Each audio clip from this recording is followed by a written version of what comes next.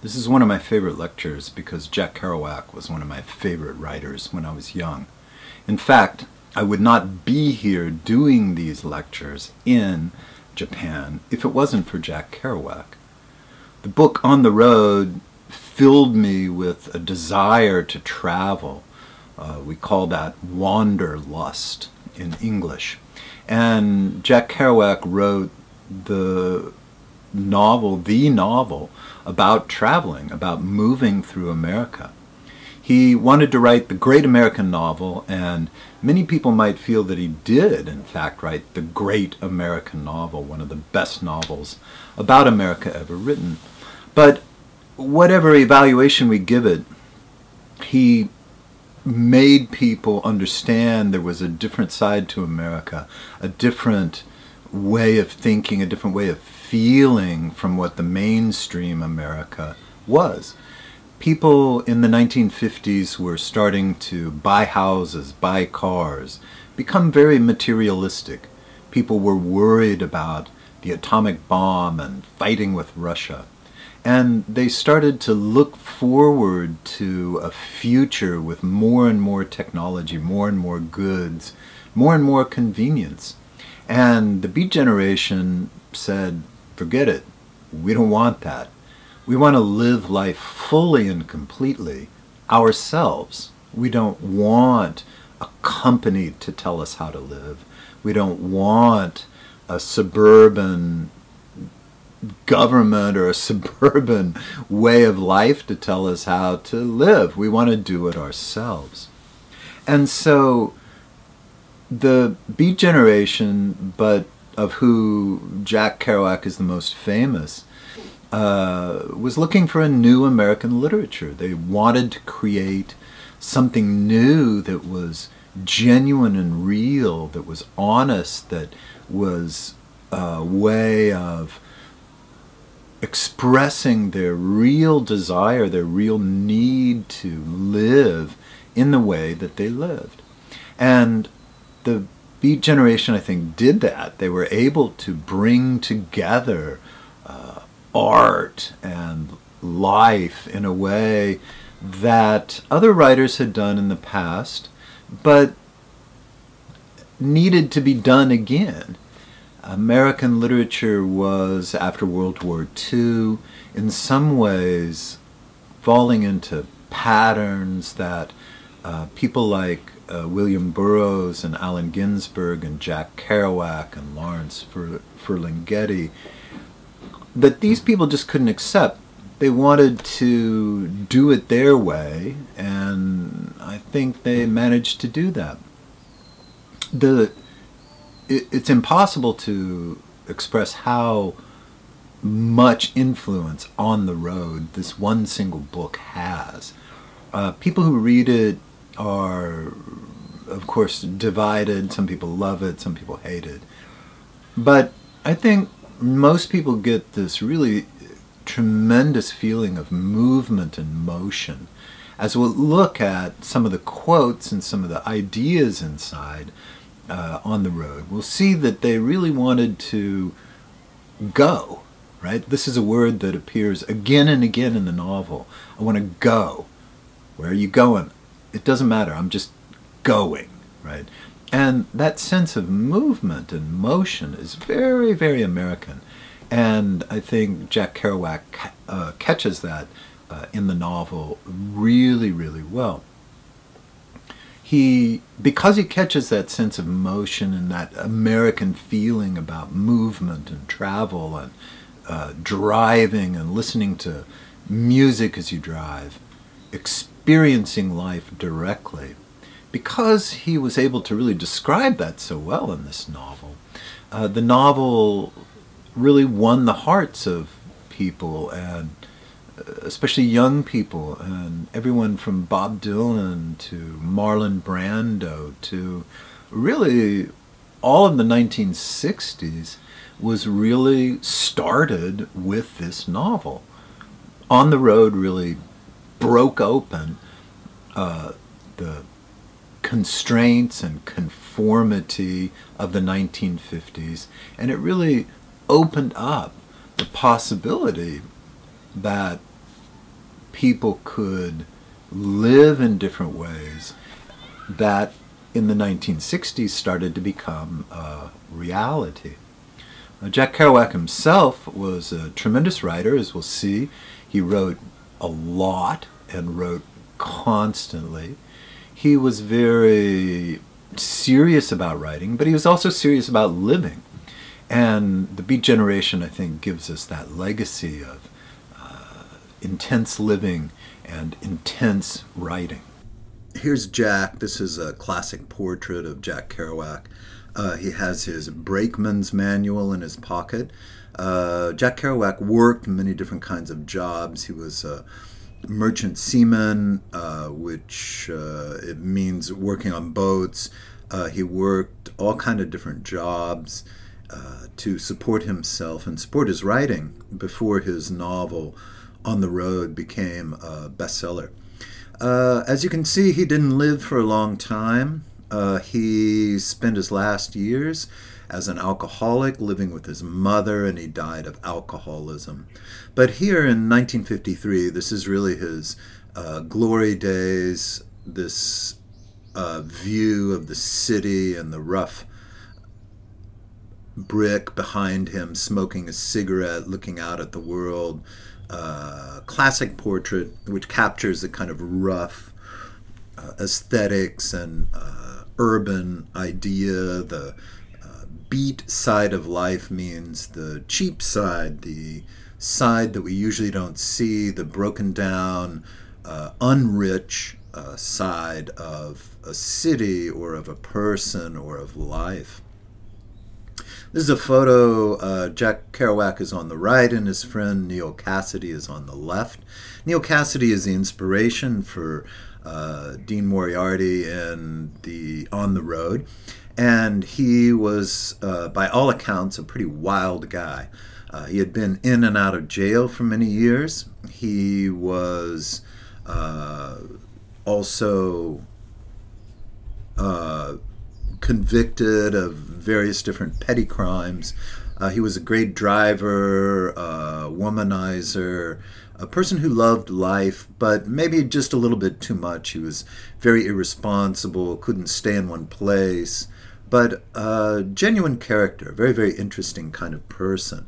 And that inspired Jack Kerouac to write On the Road, and they spent time together. So the novel itself is not autobiography, but it's very, very close. And not everything that happens in the novel, I'm sure, happened in real life. But much of it, or much of the main part of the novel, surely occurred in their life.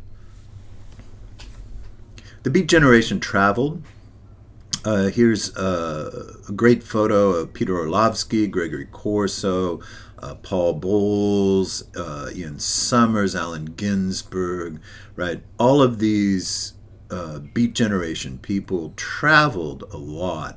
They went from place to place, and one place they went to was Tangiers in Morocco, where Paul Bowles, who's kneeling down or squatting down in the front, right, lived for many, many years. They wanted to get outside of American values, outside of American culture, try to see something more ancient, more different than the American experience. They were not satisfied with American life. They wanted something more. There's quite a few pictures of Kerouac writing. He was a very, very hard worker. Here you can see the bottles lined up, the cigarette smoke going in the air, pouring over the typewriter. This is the view that they wanted to promote of themselves, and to some degree it's a very, very accurate view. Here he is again at the typewriter working. Of course, this is a PR shot in some ways, but in other ways represents the dedication and the hard work that the Beat Generation put into their works. When On the Road was published, part of the explanation for the novel was that Jack Kerouac had written the novel in 2 weeks. That isn't exactly true, but he did paste together typewriter paper into a long scroll so that he could keep writing without stopping. The kind of imagination of the novel was that he wrote it straight through without correction. That's not exactly true. He did a lot of rewriting, a lot of correcting, a lot of work. Many people helped him, his friend William Burroughs, Allen Ginsberg. Many people read the novel and gave him advice. So he did a lot of rewriting. But the idea that the novel was originally created on a roll, a scroll like this, is in fact true, and this is the scroll. This is the original manuscript, and you can see how life and literature is coming together. He's writing about on the road, but the scroll itself is really like a roll of road, a stretch of road, pouring off into the horizon, stretching as far as you can imagine. This is also interesting, I think, because the stories and the poems and the paintings of ancient China and Japan and Korea also use scrolls as a way to, of course, save space, but more importantly, to connect things, to think of a larger narrative, a larger work being connected, not individual sheets, one sheet, right? Here's another view of it, rolled up. We can see the words. You can't quite read anything. But it's a marvelous idea, and I think it's something that Jack Kerouac wanted to promote, but it's also just a very, very true idea. This is how he felt, and this is how he wrote, and it's a way of making the manuscript on the road like a real road.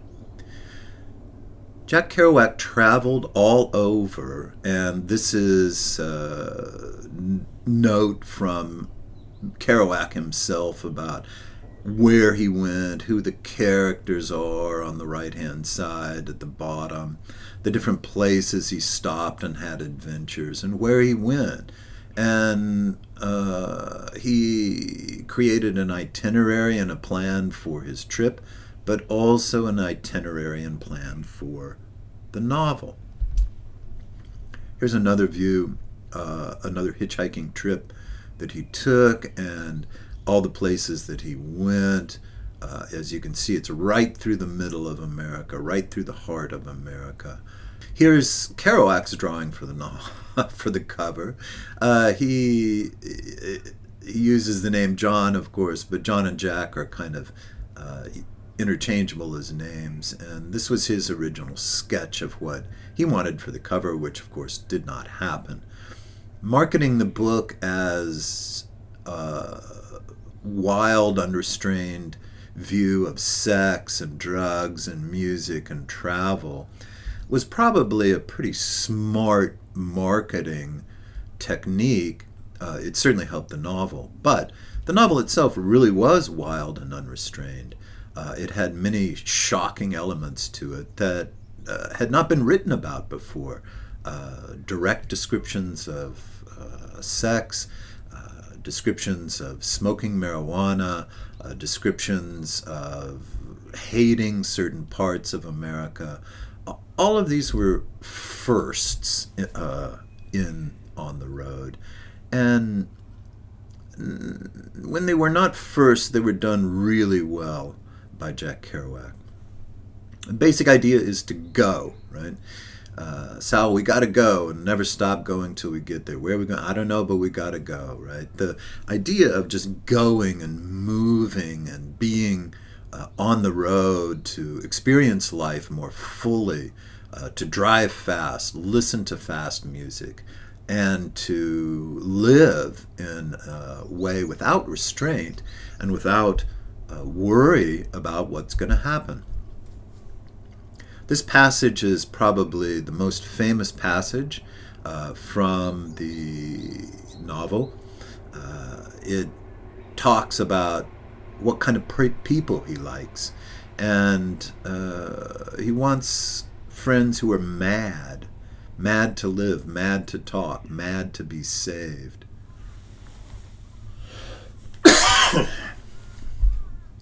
Mad to do everything and never say a commonplace thing, right?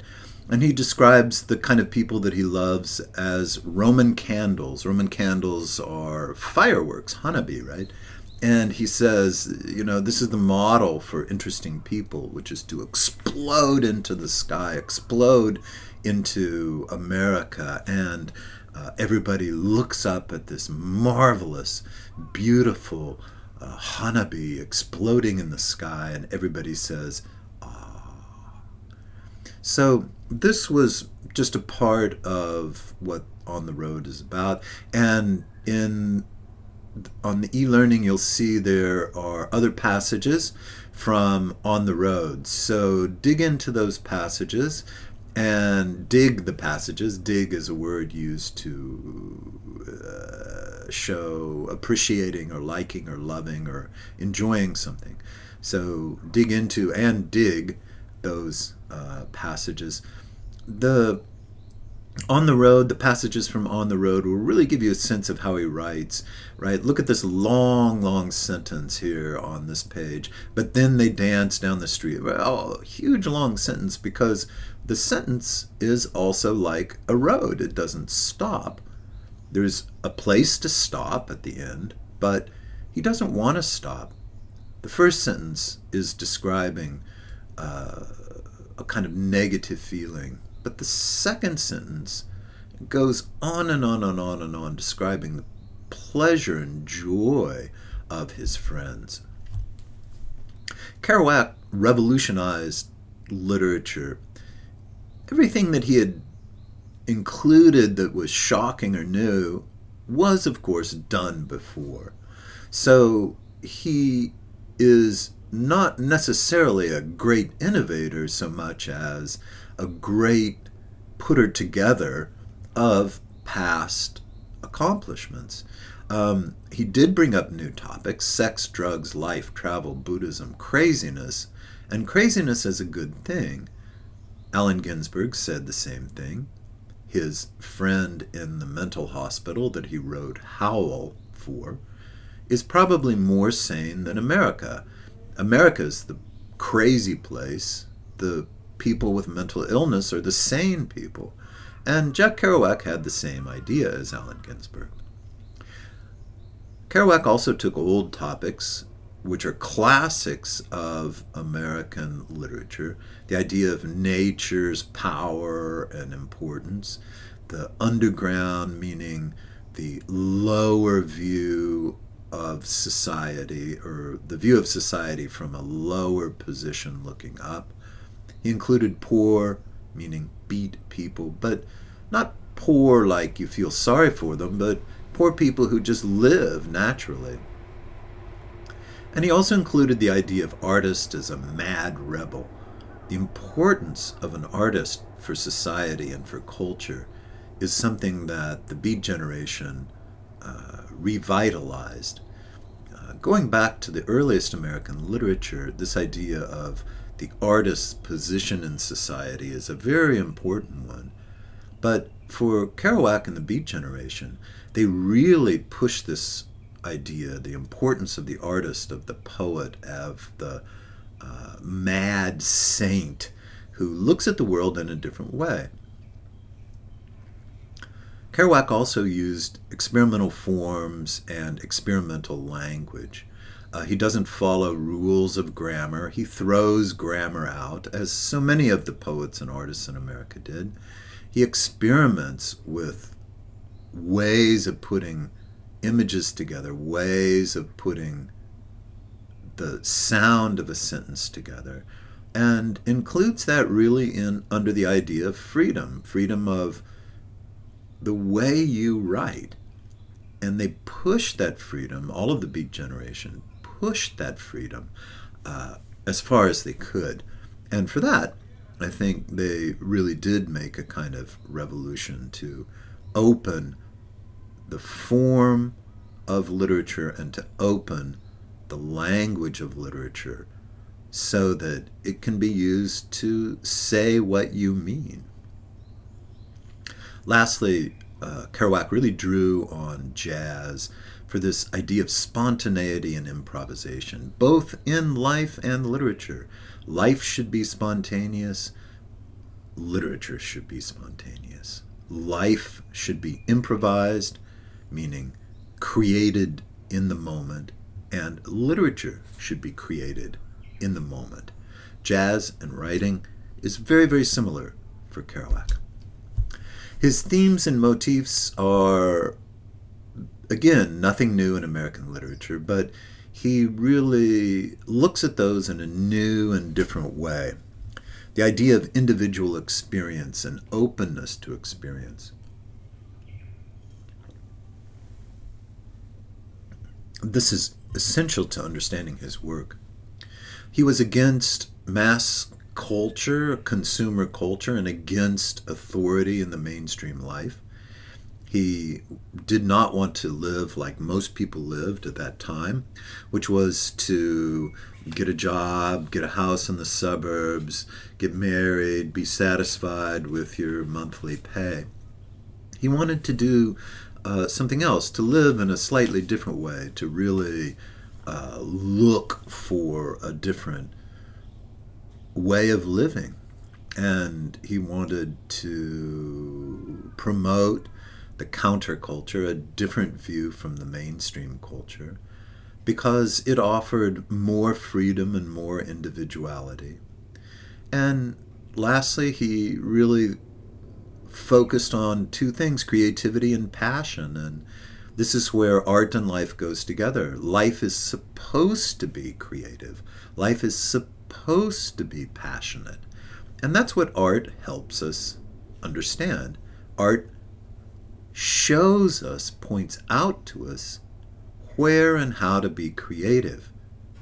Art points out to us what the passion is in life. Now, I want you to think a little bit about whether you agree with these and why or why not. This is a very, very important point. And hey, sounds like an essay exam question to me.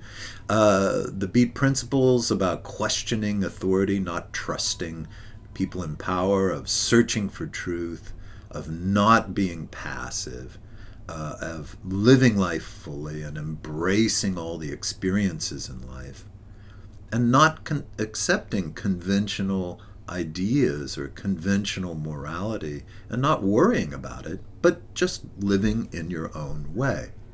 So, do you agree with those principles? Why or why not? Think about it. Kerouac also wanted to explain both how to live and how to write.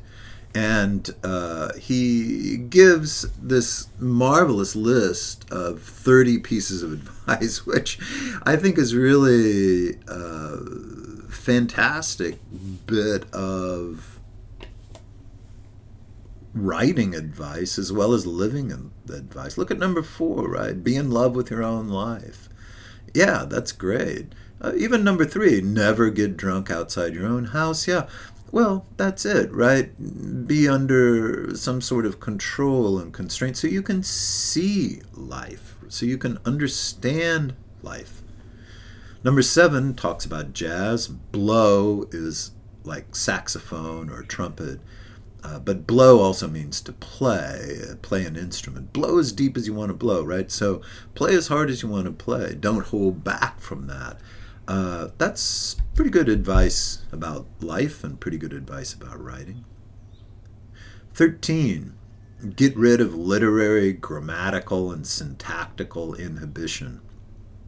This one seems directed right towards Japanese students who spend so much time on grammar and structure of English. But Kerouac is not saying grammar is unimportant. He's trying to say experiment, play with it. Don't hesitate. Try to examine the language. Try to use the language in a way that, of course, communicates, but communicates better than grammar does. Don't stay inside the rules. Go outside the rules. Language is one of the safest places we have in life, right? Nothing will happen if you break a grammar rule. Number 20, believe in the holy contour of your life. Yeah, that's it, right? Accept life, accept the good and bad, as 19 says, accept loss. Believe in the holy contour of life. Believe that life moves forward and is important, and everything that happens to you means something. 22, don't think of words, but see a picture, see an image. This is good advice for writing, right? If we think too much in terms of words and grammar and rules, we become unable to freely communicate. And images are a better way to write, he suggests. I like that idea. The same idea is there in 26, right? The visual American form of a movie in words. Same thing, images count. 29, if only I was a genius all the time, I think I'd have a little bit better life. And I think we all would. But what I think he means is you have to appreciate that even when you do something stupid, it may be a good or important thing to have done if you can understand it and write about it. The purpose of literature for the Beat generation is different, is changed, is something new. And this, I think, is really, really important. The Beat generation wanted to show life, their life, the inside of life, the different way of life, very truly and honestly. Secondly, he wanted to really express these fantastic, intense experiences and to offer different ways of thinking. The new vision of life that the Beat generation offered, I think, is something that many people cannot accept, and I'm not sure I can either. But it's important to consider different ways of living, different ways of thinking, and to really spend time with alternate views of the world. This is what literature helps us do. Most other forms of study and education tend to give us more rules, more of the steps away from life. But the Beat generation really wanted to take literature to life and to show us again, to remind us that life and literature should be very, very close. That language in the form of a novel or a poem should be meaningful, and life should be meaningful too. So, do you agree with this? These points sound pretty good, but they're a little bit hard to do. So, what do you think? Lastly, I think the Beat generation, and Jack Kerouac in particular, is really important because he wants to really use language in a meaningful way, to think of language as not just given to us, which of course it is, right? We don't create language ourselves, we are given that. But that language can be used in really powerful and meaningful ways. That language is something that we can describe life, that it gives us ideas, that it affects us, that it changes us. And I think for me, just as much as the excitement of being on the road, he really gives us the excitement of what language is and what communication in language is. Jack Kerouac's achievement is more than just this one great novel. He really brought up again the level of authenticity and honesty to writing. He wanted to write truly, and he wanted to write sincerely. And even though from a kind of ironic or skeptical or cynical point of view, that seems a little bit naive. He really felt that was a guiding principle. Write honestly. Write what you really feel. And he wanted to write about intense experiences, not just everyday life. Of course, that's important, but the highs, essentially, the peak moments of existence when we really change our thinking, we really see the world differently suddenly. When we meet somebody who says something that, wow, we never thought of that before, right? What? I couldn't imagine that. And we change. And so On the Road, as well as his other novels, is really about searching for those peak moments, the intense experiences in life. I think it's important when you're young to fall in love and fall in love again and again. And one of the things that's great to fall in love with is a piece of literature. Whatever it is, a poem or a novel or a film or you know, whatever appeals to you, a piece of artwork, a place, architecture. It's important to fall in love with these things. It's important to fall in love with people too. But I think that for me, and I think for a lot of other people, we fell in love with this novel, On the Road, and it's given back so much beauty, so much meaning, so much passion, so much understanding about the world that probably the most important thing I can say about Jack Kerouac is that he really encourages us to fall in love with one piece of literature, with something that changes us and moves us, to fall in love with experience and to not be afraid of that, but to go forward, to go, right? The novel repeats this word again and again, go, go, go.